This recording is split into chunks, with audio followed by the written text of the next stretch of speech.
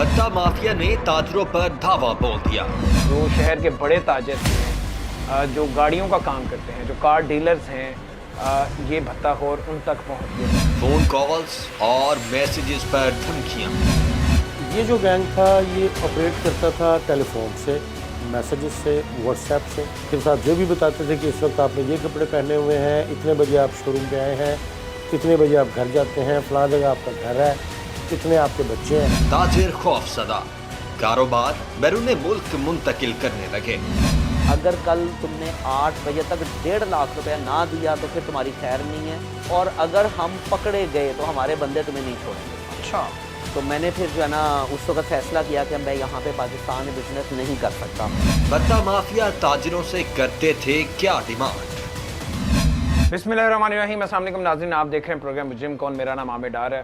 भत्ताखोरी की जो तारीख है लाहौर में, ये है तो बड़ी पुरानी, लेकिन एक वक्त आया कि एक गैप आ गया, ये भत्ताखोर मंजरनामे से गायब हो गए। लेकिन उसके बाद आज से कुछ साल पहले दोबारा शिकायत मौसूल होना शुरू हुई। लेकिन ये जो शिकायत थी, ये छोटे मोटे वाक़यात जो भत्ताखोरी के थे, ये भत्ताखोर थे, ये छोटे मोटे दुकानदारों से, छोटे मोटे ताजरों से ये भत्ता लेते रहे या धमकियाँ देते रहे और कुछ ना कुछ ही वसूल करते रहे। लेकिन अब शहर में सूरत हाल इंतहाई खौफनाक हो चुकी हुई है। जो शहर के बड़े ताजर हैं, जो गाड़ियों का काम करते हैं, जो कार डीलर्स हैं, ये भत्ताखोर उन तक पहुंच गए हैं। यानी शहर में इन भत्ताखोरों ने पंजे गाड़ लिए हैं, मुकम्मल तौर पे गाड़ लिए हुए। शहर लाहौर में भत्ता माफिया सर उठाने लगा। मेहनत से कमाए पैसे धरा धमका कर लिए जाने लगे। भत्ता माफिया ने ताजरों को कर दिया है परेशान। कोरोना और महंगाई से मुआशी तौर पर परेशान ताजर अब भत्ता माफिया की वजह से हैं खौफजदा। शहर लाहौर में कारोबार करने वालों की जिंदगियां खतरे में हैं। कैसे भत्ता माफिया ने ताजरों को बिलखुसूस कार डीलर्स को किया टारगेट? कैसे भत्ता माफिया ने कार डीलर्स की रैकी करके उन्हें किया खौफजदा? भत्ता माफिया ताजरों से करते रहे क्या क्या डिमांड? शहर लाहौर के पोश इलाके के कार डीलर्स क्यों पुलिस और अदालत से कतराने लगे? क्या ताजरों को आधी रात को धमकी आमेज कॉल्स और मैसेजेस से डराया जाने लगा? कैसे पुलिस ने लाहौर से विहाड़ी तक भत्ता माफिया का किया पीछा? कैसे भत्ता माफिया पुलिस को देता रहा चकमा? ऐसा क्या हुआ कि ताजिर भत्ता माफिया के खिलाफ कार्रवाई करने से भी घबराने लगे? क्या भत्ता माफिया ताजरों की कर रहे थे रैकी? क्या ताजरों की फैमिलीज थी भत्ता माफिया के निशाने पर? लाजमी देखें कैसे भत्ता माफिया ने ताजरों की जिंदगी अजीरन बना दी। क्यों पाकिस्तान में नहीं हो रही कोई सरमायाकारी? क्यों पाकिस्तान से ताजिर सरमाया बैरून मुल्क मुंतकिल करने पर मजबूर हैं? मुजरिम कौन? वो विक्टिम हमारे साथ मौजूद हैं। ये शहर के बड़े मशहूर ताजर हैं और गाड़ियों का इनका शोरूम है। शक्ल हम इनकी खुद नहीं दिखा रहे, इनकी सेफ्टी के लिए और इनकी ख़ास रिक्वेस्ट पे हमने इनका चेहरा जो है वो बिल्कुल ब्लर कर दिया है। लेकिन ये बात पूरी बताएंगे, ये किस तरह से विक्टिम बने, ये भत्ताखोर किस तरह से इन्हें कॉल करते रहे, इन्हें मारने की धमकियां देते रहे, इनका शोरूम में खड़ी गाड़ियां जलाने की धमकियां देते रहे। इनके पास सारे सबूत मौजूद हैं, वो फ़ोन कॉल रिकॉर्ड्स मौजूद हैं, इनके पास सारे मैसेजेस मौजूद हैं। ये कॉल इन्हें पहली दफ़ा कब आती है और इसके बाद ये उस कॉल पे किस तरह से रिस्पॉन्ड करते हैं और ये मामला कैसे आगे बढ़ता है, उनसे पूछते हैं। आप मुझे बताइएगा, कॉल आपको पहली दफ़ा कब आती है? कॉलर फ़ोन पे आपको क्या कहता है? मुझे जी 13 अगस्त 2016 को 1:29 पे पहली कॉल आई थी और मुझे उसने कहा कि जी कौन बात कर रहा है? मैं अपना नाम बताया। उन्होंने कहा अच्छा जी तेरे कोल कोई है तो नहीं? मैंने कहा सर आप बताएं क्या बात कर रहे हैं? मैंने कहा जी यार तेरे कोल कोई है तो नहीं, साइड पे हो तेरे ना गल करनी। तो मैंने कहा जी मैं साइड पे ही हाँ, मैं घर पे था उस वक्त। मैं कहा मैं साइड पे ही हाँ, दसो। कहने यार मेरी गल सुन, तेरे ना सानू किसी ने दी है सुपारी दी है? हाँ जी, तेरी गेम बजाना से ना ते तेरी असी सुपारी फड़ ली है ते हुण जरा ना तू ज़रा एहतियात करी थोड़ी जी। ते मैं कहा यार देखो भैया मजाक ना करो, मेरा गहरी बात है, कौन बात कर रहा है यार? आपको ये लगा कोई दोस्त है जो मजाक कर? मेरे यार पहले आपको कभी ऐसी कोई कॉल नहीं? कभी ऐसी कॉल नहीं। मैंने कहा यार शायद कोई दोस्त यार। मैं कहा यार मजाक ना करो यार, सीरियस बताओ कौन बात कर रहा है भाई? कहते यार तेनू मजाक लगता पे। मैं कहा सर आप बताएं तो सही कौन बात कर रहा है, कहना क्या चाह रहे हो आप? तो कहता यार असी बड़ी संजीदा गल कर रहे हैं ते तू जरा ना तेरी ना सानू सुपारी दी है, तो जे तू कहना है तो असी तेरे वालों ना ਤੂੰ ਸਾਨੂੰ ਜੇ ਦਿੰਦਾ ਹੈ ਨਾ ਤੇ ਅਸੀਂ ਤੇਰਾ ਮਾफ़ कर देने तैनूं। बत्ता माफिया कार डीलर को दे रहा था संगीन नतायज की धमकियां। क्या कार डीलर को कत्ल करने की दी थी किसी ने सुपारी? कहीं ऐसा तो नहीं बत्ता माफिया पैसे मांगने के लिए ताजरों को अपने जाल में फंसा रहा था? अमूमन बत्ता माफिया पहले खौफदारी करते हैं, फिर ताजरों से लेते हैं बत्ता। कैसे बत्ता माफिया ताजरों को करते थे बत्ते के लिए धमकी आमेज कॉल्स? शहर के जो बड़े कार डीलर्स हैं उन्हें कत्ल की धमकियां मौसूल हो रही हैं, उन्हें पर्चियां मौसूल हो रही हैं, उन्हें कॉल्स जा रही हैं कि आप हमें भत्ता दें और लाखों रुपए में ये भत्ता दें वरना आपको कत्ल कर दिया जाएगा। तो ये लाहौर पुलिस के लिए यकीनन बहुत ही परेशान कुन बात थी और ये परेशान कुन बात है भी। तो इस पर मुकदमात भी दर्ज हो रहे हैं। इसी तरह एक मुकदमा थाना फैसल टाउन में दर्ज होता है कि थाना फैसल टाउन की हदूद में कुछ कार डीलर्स हैं, उन्हें ये धमकियां मौसूल हो रही हैं, उन्हें कॉल्स जा रही हैं, उन्हें मैसेजेस जा रहे हैं कि हमें लाखों रुपए दें वरना आपको आपकी ज़िंदगी का ख़ात्मा कर दिया जाएगा, आपको सरेआम कत्ल कर दिया जाएगा। तो इस पे थाना फैसल टाउन पुलिस ने कार्रवाई की। एक मुलजिम, बहुत ही ख़तरनाक मुलजिम जो कि कई सालों से मफरूर था, इश्तिहारी हो चुका था, उसे बिलाखिर अब गिरफ़्तार कर लिया है। बहुत सारे इंकशाफात हो रहे हैं। ये क्या मामला है, ये कौन लोग हैं जिन्हें धमकियां मौसूल हो रही हैं और ये मुलजिम कौन है, क्या ये कोई गैंग है, ये किस तरह से काम कर रहा है, ये किन किन लोगों को फ़ोन करके परेशान करके धमकियां दे के तंग कर रहा है, ये सब पूछेंगे। मेरे साथ तैमूर मलिक साहब हैं, इंचार्ज इन्वेस्टिगेशन है थाना फैसल टाउन के। मलिक साहब बहुत शुक्रिया आपका, बिलाखिर आपने ये जो मुलजिम था उस्मान, इसे गिरफ़्तार कर लिया। इसमें मैं बाद में आऊँगा। सबसे पहले मुझे बताएं ये किस तरह से धमकियां दे रहा था, कोई किस बेस पे धमकियां दे रहा था, क्या कहता था, किन लोगों को ये तंग कर रहा था, फ़ोन के ज़रिए धमकियां दे रहा था, मैसेजेस करता था या आम तौर पे भत्ते के लिए पर्ची भिजवाई जाती है, क्या कर रहा था? बिस्मिल्लाहिर्रहमानिर्रहीम। एक्चुअली ये एक मुनज़्ज़म गैंग होता है। ये जो गैंग था ये ऑपरेट करता था टेलीफोन से, मैसेजेस से, व्हाट्सएप से, कार डीलर्स को, दूसरे लोगों को। और पहले धमकी जाती थी कि हमें इतने पैसे फ़लाँ दिन फ़लाँ जगह पे पहुंचा दें, ठीक है, आपका कोई बंदा ड्रॉप करके आए और पीछे मुड़ के मत देखें, वरना उस दिन के बाद आप अपनी ज़िंदगी का आखिरी दिन समझेंगे उस दिन को, अगर आप ऐसे नहीं दें। बत्ता माफिया की धमकियां में कॉल सुनकर ताजिरों के पैरों तले से जमीन निकल गई। बरसों की मेहनत से कायम कामयाब कारोबार पल भर में तबाह होता नजर आ रहा था। बत्ताखोर के खिलाफ जब पुलिस ने शिकंजा कसा तो कैसे लाहौर से हुआ फरार। नाज़रीन, आरिफ सलीम इस मुलजिम का नाम है, असल नाम जो है वो आरिफ सलीम है उर्फ उस्मान, और मुकदमे भी उस्मान के नाम से ये नामजद है। ये है वो मुलजिम जो आज से 4 साल पहले अपने एक और गैंग के अरकान के साथ, रुकन के साथ मिल के ये मुख्तलिफ लोगों को, ख़ास तौर पे ताजरों को और जो कार डीलर्स हैं उन्हें ये कॉल्स करते थे और उन्हें कत्ल की धमकियां देते थे, उनसे भत्ता मांगते थे और उन्हें ये कहते थे कि अगर भत्ता फ़लाँ तारीख को फ़लाँ जगह पे ना पहुंचाया तो कत्ल कर दिया जाता था। सिर्फ यही नहीं बल्कि इन लोगों की रैकी इस कदर मजबूत थी कि जब ये कॉल कर रहे होते थे तो उस वक्त बताते थे कि तुम फ़लाँ जगह पे इस वक्त मौजूद हो, तुमने फ़लाँ रंग के कपड़े पहने हुए हैं, ये तुम्हारे बीवी बच्चे हैं, ये तुम्हारे रिश्तेदार हैं। यानी पूरी रैकी, पूरी इंफॉर्मेशन उस शख्स के बारे में इन लोगों को पता होती थी। 4 साल से पुलिस इसे ढूंढ रही थी। अब आके फैसल टाउन थाना पुलिस ने इसे गिरफ़्तार किया है और लाहौर से ये नहीं पकड़ा गया क्योंकि ये 2016 में ही यहाँ से भाग चुका था, ये इश्तिहारी हो चुका था और बिहाड़ी से पुलिस इसे गिरफ़्तार करके लेके आई है। और जिस तरह मैंने पहले बताया कि पुलिस को बड़ी मेहनत करनी पड़ी, बड़ी एफ़र्ट करनी पड़ी।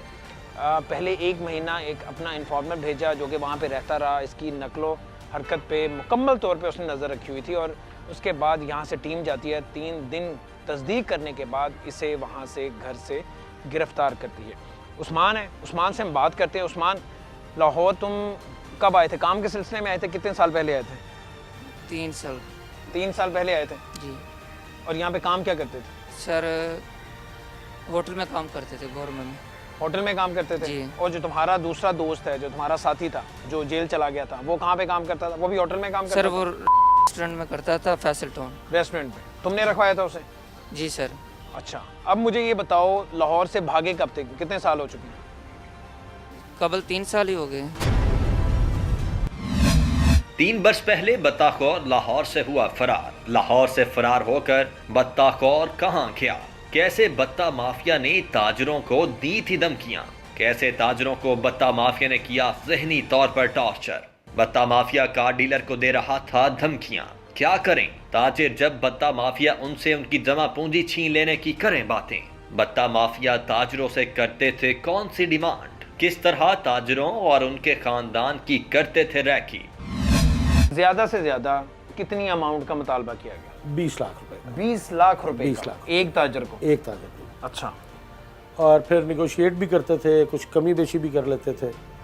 तो उन्होंने यहाँ पे 3 ताजरों को अटैम्प्ट किया और तीनों को ये हरासा किया कि आप लोग अपनी जान की अमान पाते हुए ये पैसे इतने अरेंज करें, और फिर साथ ये भी बताते थे कि इस वक्त आपने ये कपड़े पहने हुए हैं, इतने बजे आप शोरूम पे आए हैं, कितने बजे आप घर जाते हैं, फ़लाँ जगह आपका घर है, कितने आपके बच्चे हैं। तो जब ये कॉल्स जाती थी, जाहिर है पहले तो आपको नहीं बताया होगा पुलिस को, इन लोगों ने जी डर के मारे भी, और लोग कुछ फौरी से दिन नहीं कुछ बताया। दिन नहीं बताया। तो ये खुद से किस तरह से टैकल करते रहे? ये एक दिन में बार बार कॉल्स करते थे या गैप वक्फे के बाद कॉल्स? इन्होंने ये जो 3 अटैम्प्ट्स की हैं, पहले नंबर 1 को एक ताजर को कॉल की, कुछ उसके चंद दिन के बाद दूसरे ताजर को कॉल की, उसके चंद दिन के बाद तीसरे ताजर को कॉल की।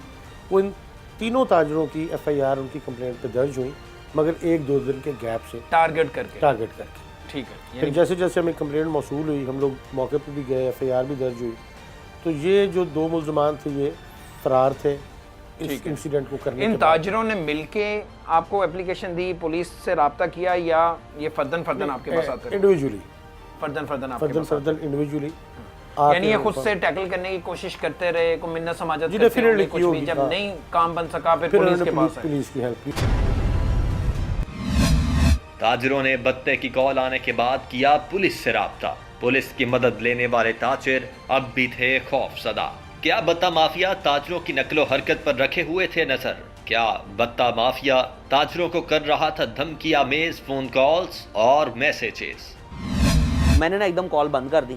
मैंने कॉल बंद की तो मैंने ना फिर आगे 1-2 दोस्तों से रब्ता किया। उन्होंने कहा कि यार ये मामला, मैंने पहले भी उनको बताया था, उन्होंने कहा यार हो सकता है मामला नॉन सीरियस हो, लेकिन जब ये मामला दोबारा बना तो उन्होंने कहा कि यार ये मामला सीरियस है, तो अब आप इसको थोड़ा सा सीरियस ले लें।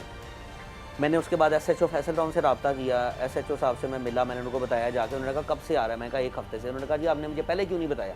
आपको पता है कि ऑलरेडी 4 लोगों को ये कॉल्स आ चुकी नहीं है। SHO ने बताया? SHO ने वो बताया। सारे कार डीलर्स हैं, और वो उसमें 1 डॉक्टर हैं और बाकी 3 कार डीलर्स हैं इसी इलाके के। उन्होंने कहा जी वो ऑलरेडी जो है ना वो हम इस पे वर्क कर रहे हैं और हम उसको ढूंढ रहे हैं, लेकिन आपने हमें पहले क्यों नहीं इन्फॉर्म किया पुलिस को? मैंने कहा जी मुझे नहीं आइडिया था कि पुलिस इतनी एक्टिव है इसके ऊपर और वो काम कर रही है। उसके बाद फिर SHO ने क्या? SHO ने कहा कि जी आप अपनी दरख्वास्त दें, फौरी तौर पे आप अपनी दरख्वास्त जमा कराएं ताकि मैं जो है ना वो उसके ऊपर कार्रवाई अमल में लेकर आऊँ। मैंने खैर उसी वक्त एप्लीकेशन दे दी। उसके बाद मुझे मैसेज आया रात के टाइम पे 4:18 पे कि हम तुम्हारे शोरूम के आगे से गुजर रहे थे, वहाँ पे काले रंग की प्राडो खड़ी थी, 70 लाख रुपए की गाड़ी वहाँ पे वो खड़ी है, हम उसको पहले आग लगा कर तुम्हें दिखा सकते हैं। अगर तो तुम चाहते हो तो तुम्हें हम कल 5 बजे तक 1 लाख रुपया इन मुख्तलिफ शनाख्ती कार्डों के ऊपर ईजी पैसा करवाओ।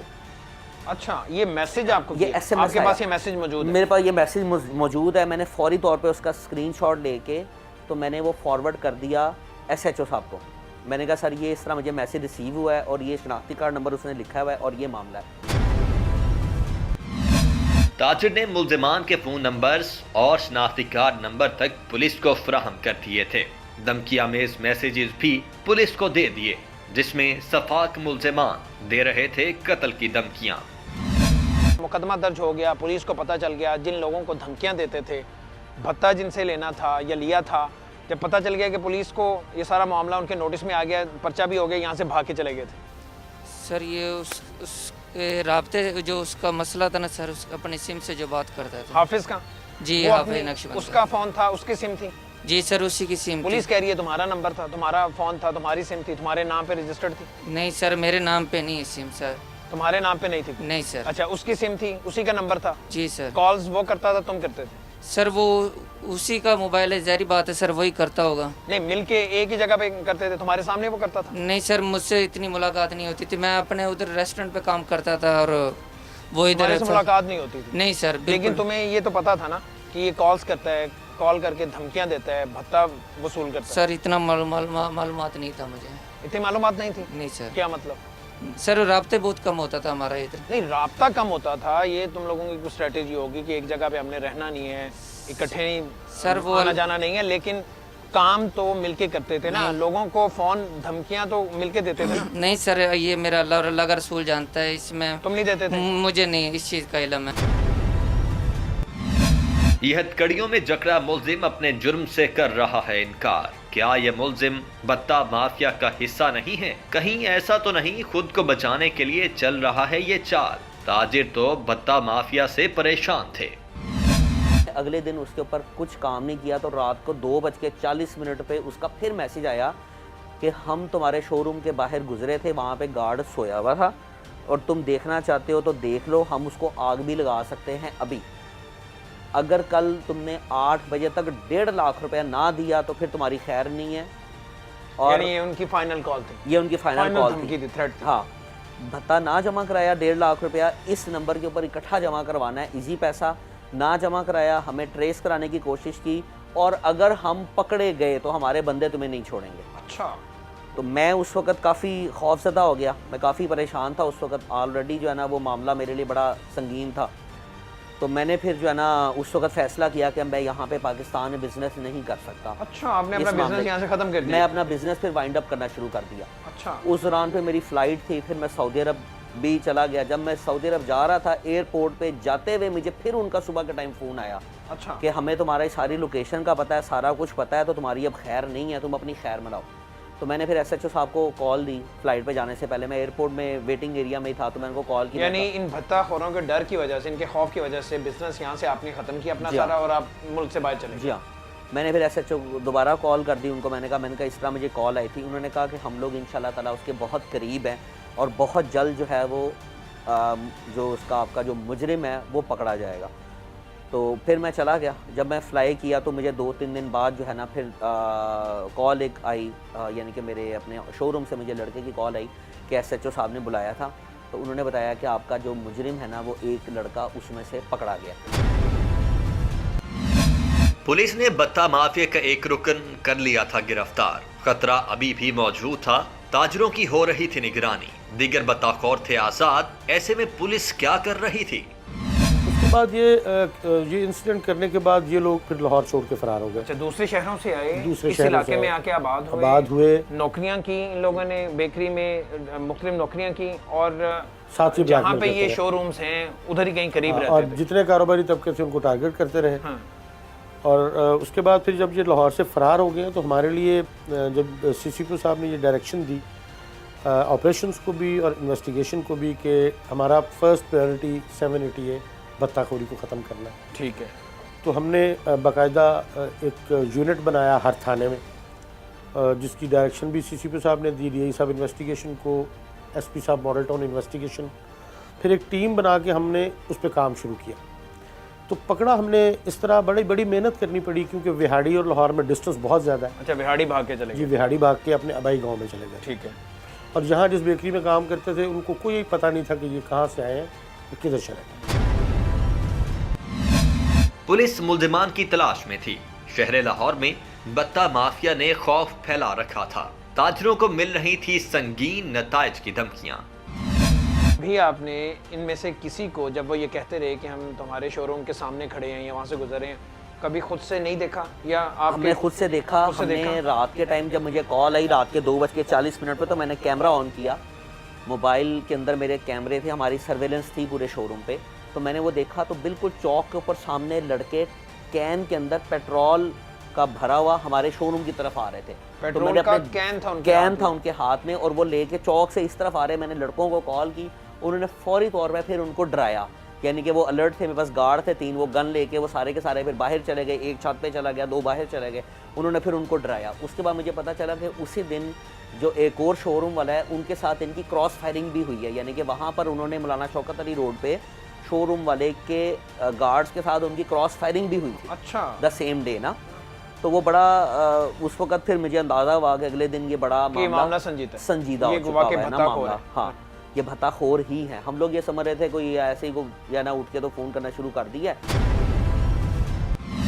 ताजरों को क्या मालूम था कि लाहौर में ऐसा गिरोह मुतहर्रिक हो चुका है जो कारोबारी शख्सियात की कर रहा है निगरानी। जब ताजिर पर हकीकत खुली तब तक बत्ता माफिया पूरी तरह ताजिरों के खिलाफ रैकी मुकम्मल कर चुका था। कारोबारी शख्सियात की जिंदगियां खतरे में थीं। मुल्जिमान की धमकियों की वजह से कारोबारी अफराद मुल्क से सरमाया बैरून मुल्क ट्रांसफर करने लगे। बत्ताखोरी बढ़ गई थी। ताजरों की हिफाजत के लिए कुछ भी नहीं था। जहां सरमाया आना था वहीं से सरमाया बैरून मुल्क मुंतकिल होने लगा। मुल्जिम ये क्यों कहता है कि ये सब कुछ मैंने ऐसा नहीं किया? वो जो दूसरा पकड़ा गया था आज से 4 साल पहले, जिससे सुलह कर ली मुदय्यान ने, वो सब कुछ करता था, मैं नहीं करता था। और मुदय्यान हमें ये बताते हैं कि जब 2016 वाला पकड़ा गया था वो ये कहता था कि मैं नहीं करता, जो नहीं पकड़ा जा रहा, जो अब पकड़ा गया है वो करता था। बिल्कुल आप दुरुस्त फरमा रहे हैं, यही हुआ है। ये दोनों इकट्ठे अटैम्प्ट करते थे, इकट्ठे होते थे। दोनों के मोबाइल नंबर इस्तेमाल होते रहे। एक मोबाइल नंबर इस्तेमाल होता था, एक का मोबाइल नंबर इस्तेमाल, जो अब पकड़ा आपने उस्मान, उसका ये हाफिज नक्शबंद था। उस्मान का इस्तेमाल होता था। अब उस्मान हमें इनिशियल तफ्तीश में ये बताता है कि जी मैं साथ बैठता था और मेरे फ़ोन से जब नक्शबंदी फ़ोन करता था, मगर मैं साथ मौजूद होता था। देखें 110% केसेस में कभी भी किसी ने अपना जुर्म कबूल नहीं किया। हमें अब बहुत ज़्यादा मुश्किलात इसलिए हैं कि हमें अदालतों का प्रेशर है, हमें जनरल पब्लिक का प्रेशर है, हमें प्रेशर ग्रुप्स का प्रेशर है। उसके बावजूद हमने टेक्निकली ये प्रूफ्स इकट्ठे करने होते हैं। अब हम इसे बगैर तशद्दुद के, बगैर किसी चीज़ के, हमारे पास इतनी एविडेंस इकट्ठी हो चुकी है जाहिर है कि हम आपके इसे सजा पास दिलवाएं। पिछली दफ़ा भी एविडेंस थी तो ये मुल्जिम जेल गया पहले वाला जी, तो अब भी जाहिर है आपके पास ये सारी चीज़ें होंगी। हमारे पास एविडेंसेस मुकम्मल हैं। पैरवी के लिए मुदय्यान का आना ज़रूरी है। अगर नहीं आएंगे तो फिर हम डेफिनेटली खुद पैरवी करेंगे। पुलिस बत्ताखोरों के खिलाफ कमर कस चुकी है। शातिर मुल्जिम खुद को बचाने की कोशिश में है। ये तुम्हें पता चल गया था कि वो जेल गया? सर ये तो मामू का बेटा है ना, तुम्हें जी। पता चल गया था जेल जी। गया? ये भी पता चल गया होगा किस जुर्म में गया? सर वो सारा मामू ने बता दिया था सारा सर। पता है ना? जी। तो तुम अभी इस तरह मुकर रहे हो जैसे तुम्हें पता ही नहीं है। सर मेरी भत्ता क्या है, मेरे मुकदमा सामने क्या दर्ज हुआ था, जुर्म क्या था? सर तुम मेरे तो कह रहे मुझे कुछ पता ही नहीं। मेरे सामने सर वो ऐसी कोई बातें करता होता तो मैं अल्हम्दुलिल्लाह तुम्हारे बोल सामने देता। नहीं करता था, लेकिन जब वो जेल गया तब तो पता चल गया ना तुम्हें सर वो तो जारी बात है, कि उस लोगों वक्त को तो पता फोन लग करता था। जारी बात है सर, जो इंसान अपनी सिम मोबाइल की हिफाजत नहीं कर सकता और उसने करना क्या है? क्या तब जब वो जेल गया था तुम्हें किसने, मामू ने क्या बताया कि ये क्या करता था? मामू ने कहा बेटा उसको तो रात को पुलिस से पकड़ के लेके गई है। मैंने कहा मामू मैं भी आ रहा हूँ। फिर मैं सुबह के टाइम मामू के पास पहुँचा हूँ, आगे हालात देखे हैं तो मैं डर गया हूँ, मैंने घर चला गया हूँ जल्दी से। बस मेरा कसूर सिर्फ असल यही है, मैंने उसे काम पे क्यों खड़ा करवाया, बस काम पे खड़ा करवाया, ये मेरी सबसे बड़ी गलती है। क्या बत्ताखोर को रोजगार पर लगवाना इस मुल्जिम की गलती थी या फिर बत्ताखोरों के गैंग में शामिल होना? मुल्जिमान को लगाम डालने की जरूरत है।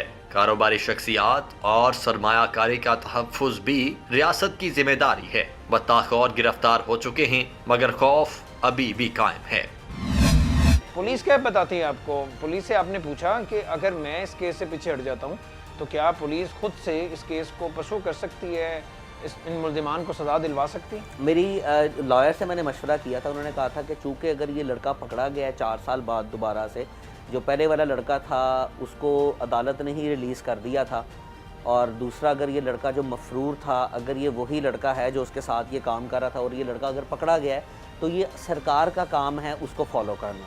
लेकिन अगर हम लोग उसमें जाके दोबारा से एंट्री देते हैं तो फिर हमें दोबारा से वकील हायर करना पड़ेगा, दोबारा से अदालतों में पेशियाँ भुगतनी पड़ेंगी, और चूँकि हम लोग तो यहाँ पाकिस्तान में होते नहीं हैं तो हम लोग इस वजह से जो है ना वो उसको इतना परसू कर नहीं सकते। लेकिन ये चूँकि अदालत का मुजरिम है, अब केस तो परसू नहीं कर सकते, लेकिन आप ये तो चाहते हैं ना ये लोग पकड़े जाएं। जिस तरह आप तो यहाँ से डर खौफ के मारे अपना बिजनेस शिफ्ट कर लिया आपने, यहाँ से मुल्क से ही आप चले गए हैं, कभी कभार यहाँ पे आते हैं तो, लेकिन दूसरे लोगों को जो यहाँ पे अभी मौजूद हैं या इस लेन में बहुत सारे और डीलर्स हैं, उन्हें भी तंग कर सकते हैं या तंग करते होंगे।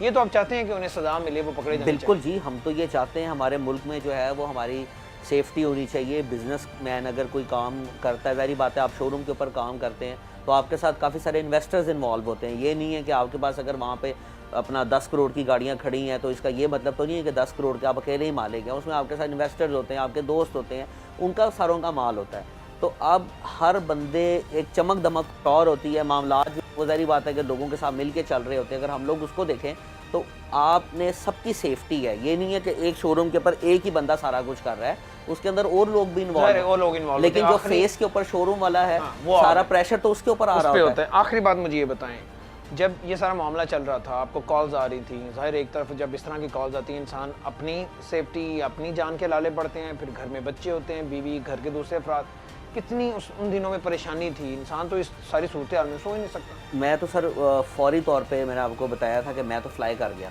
मैं पाकिस्तान में नहीं रुका।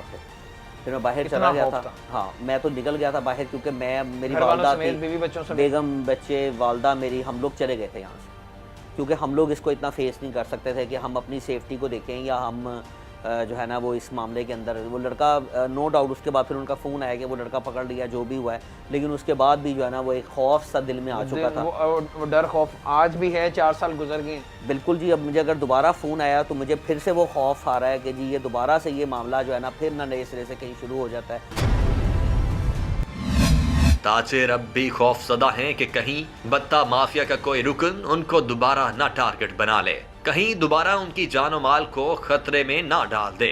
बत्ताखोरों को सख्त सजा मिलेगी तो ही शहर में अमन कायम होगा। ऐसे बत्ताखोर सिर्फ एक शख्स के लिए नहीं बल्कि रियासत के भी मुजरिम होते हैं, मुल्क को मुआशी तौर पर नुकसान पहुंचाते हैं। जैसे अब ताजिर अपने कारोबार बैरून मुमालिक मुंतकिल कर रहे हैं, हुक्काम को चाहिए कि ताजिरों को तहफ़्फ़ुज़ की यकीन दहानी करवाएं और शहर में अमन व अमान कायम करने के साथ साथ मईशत को भी बचाएं। इसी के साथ टीम मुजरिम कौन को दीजिए इजाजत। अल्लाह निगहबान।